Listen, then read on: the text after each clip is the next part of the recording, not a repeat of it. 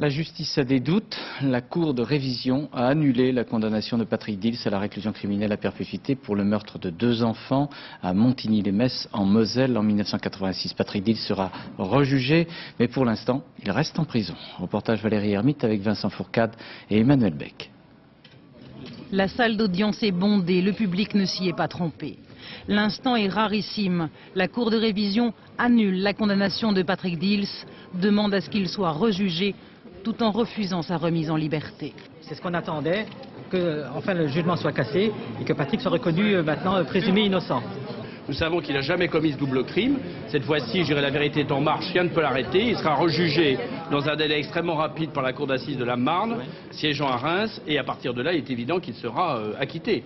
D'interview en interview, parents et avocats répètent ce même mot, historique. L'histoire d'un très long combat familial et judiciaire.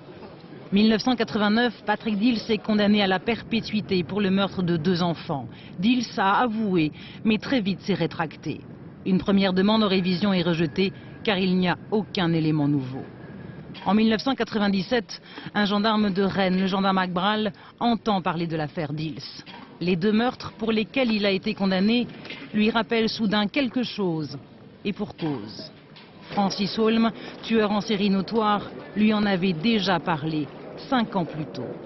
Holm lui avait décrit une voie ferrée à Montigny-lès-Metz et 2 enfants retrouvés morts. À l'époque, le gendarme avait bien sûr cherché mais n'avait rien trouvé, car Patrick Dils ayant déjà été condamné, l'affaire était classée et retirée des fichiers des enquêteurs.